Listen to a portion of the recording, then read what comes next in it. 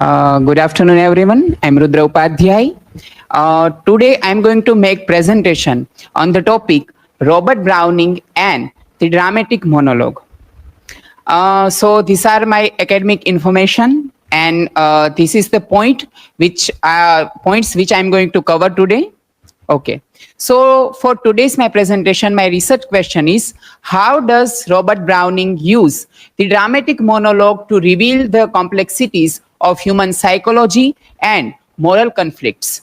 And the hypothesis for this topic would be Browning's use of the dramatic monologue allows him to explore the hidden motives, moral ambiguities, and psychological depth of his speakers and transforming the form into a tool for both artistic expression and ethical reflection.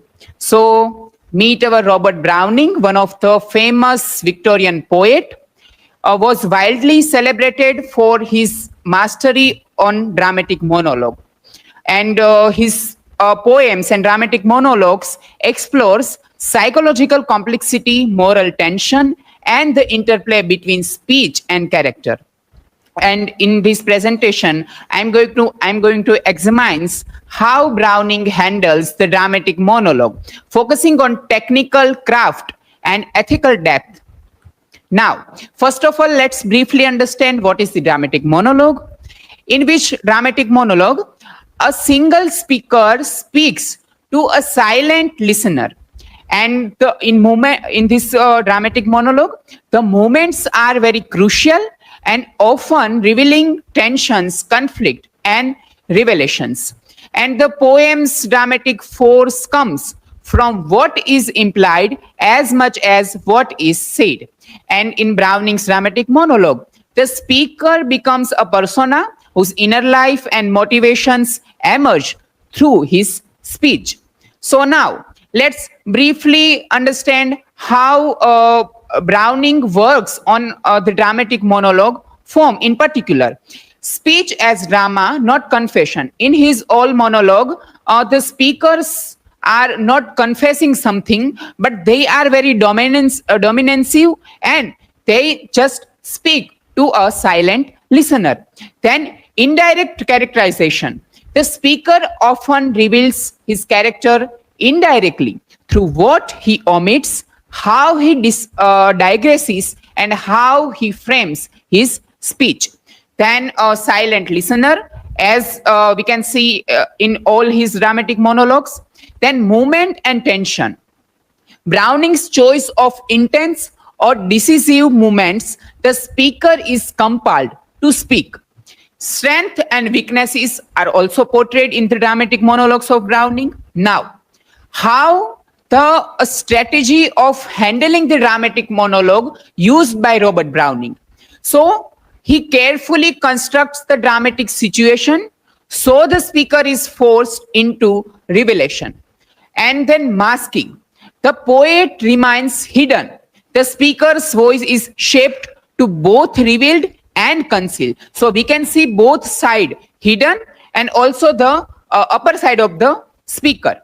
Then the using of digressions, enjambment, interruption, and repetition to mirror thought processes and inner conflicts. So Browning portrayed the inner conflicts of the particular speaker by using these poetic elements.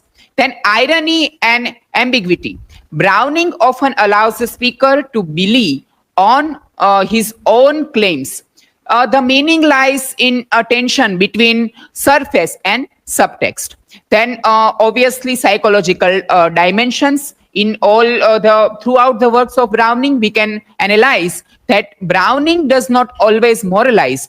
Instead, he lets contradictions and failures emerge through speeches of the speakers. Now, the technical and moral interplay, how structure serves themes. So, in dramatic monologue of Browning, he mirrors the speaker's inner conflicts. So, what is the portrait of the speaker? That a speaker is speaking to a silent listener throughout, that what is the inner conflict of himself. And the Browning uses silence, gaps, and unsaid implications to engage his readers as interpreters. Now, as a readers, here we are interpret that what is the speaker of Browning is trying to convey the message. Then ethical tension resides not in overt preaching, but in how the speaker's words expose self-deception or moral blindness. So here Browning is conflicting between morality versus the psychological dilemma.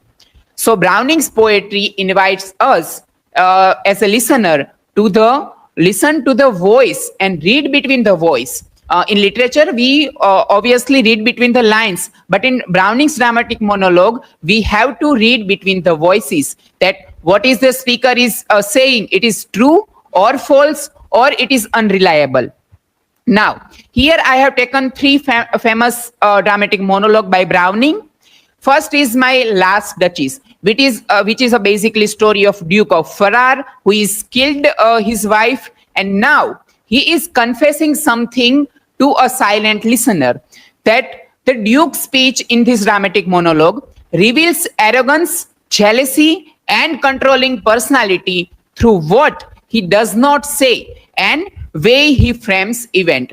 In all the dramatic monologue of Browning, the actions start in the middle, not in the beginning. So in this poem, Duke of Ferrara already killed his wife, and now he's confessing by his arrogance and jealousy to a silent listener. Then Fra Lippo-Lippi, it is based on a story of a monk who is breaking social norms. So in this poem, the speaker's tension between social duty and artistic freedom and the spiritual concern is voiced through the digression and wit. Then third one is Andrea del Sarto, which is based on a famous painting and which is also talked about a story of famous painter about the artistic voice.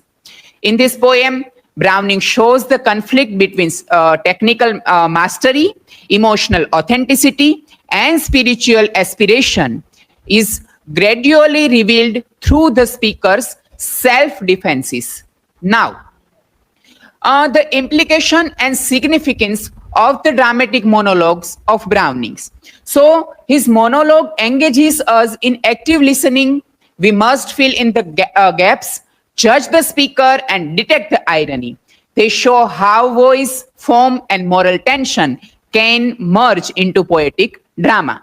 Now, Browning's treatment of the monologue challenges that can a poem be dramatic and ethical serious? Yes, he showed it can. Okay, so let's conclude the presentation by saying that in Browning's hand, the dramatic monologue becomes more than a clever technical experiment. It is a medium for moral and psychological exploration, a way to let the soul speak itself even when it sleeps, stumbles, and deceived. So through the formal insight of the famous researcher Fletcher and the deeper strategies article written by Mohammed that handling the monologue. In this both article, I have analyzed this how Browning craft voices that captures the complexity of the inner life of an individual. So Browning always portrayed the psychological situation of individual. So this is my learning outcome, that how Browning employs the form of dramatic monologue to reveal the complex psychology and moral ambiguity and inner motives to his speakers. So now these are the references which I have used for this presentation, and thank you. If anyone would like to ask questions, so they are free to ask.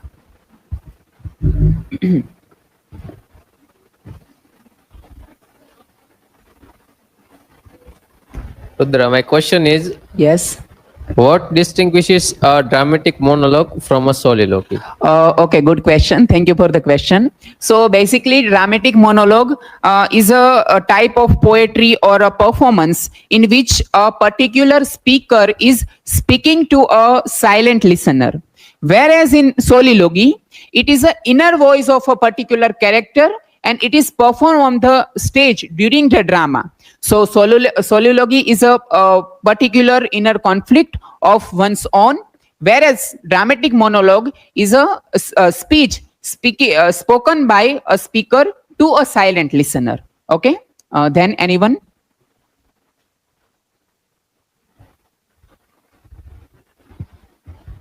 Yeah. So Rudra, my question is, what are the key features of Browning's using of dramatic monologue? Yeah, good question. Thank you. So Browning uses so many kind of feature to describe the inner and spiritual struggle of an individual, but the major features are Browning's dramatic monologue are psychological depth and spiritual and morally conflict of an individual soul, and then grotesque images, which are very highlightable and crucial feature of Browning's dramatic monologue. So I think these three are very major features of his poetry. I hope your doubts are clear. Thank you so much for supporting. Thank you.